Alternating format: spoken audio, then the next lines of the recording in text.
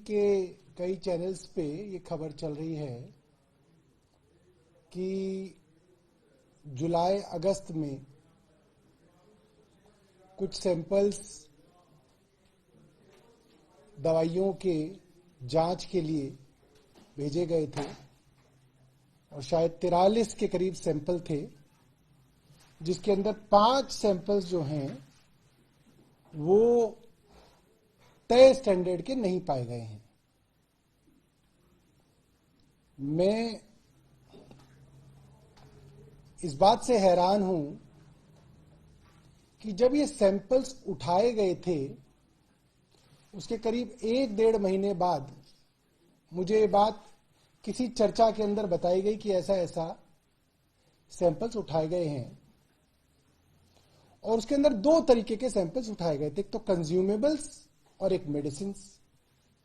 Consumables क्या होते हैं?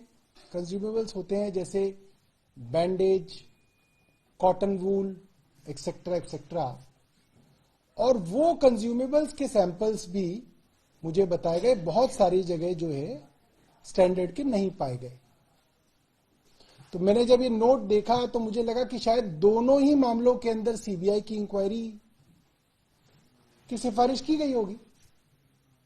मैंने देखा कि कंज्यूमेबल्स के विषय में सीबीआई की इंक्वायरी नहीं दी गई। और कारण क्या है? कारण यह है कि जो कंज्यूमेबल्स अस्पतालों ने खरीदे थे वो केंद्र सरकार की जेम से खरीदे थे।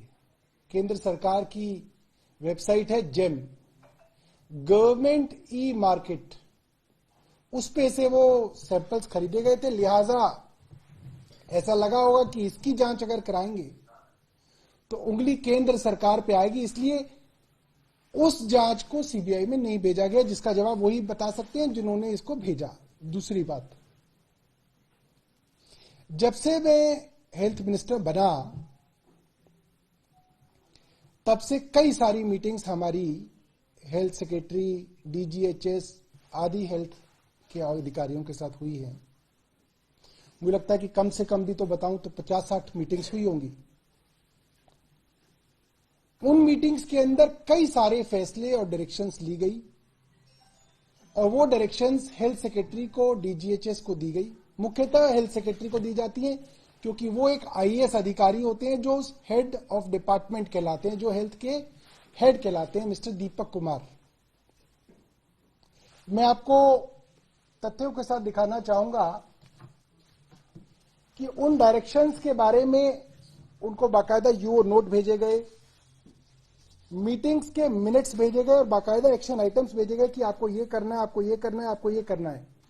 एक एक स्पेसिफिक चीज भेजी गई, आपको ये सारी कार्रवाई करनी है। उसके ऊपर अभी तक अधिकारियों ने कोई कार्रवाई नहीं की है।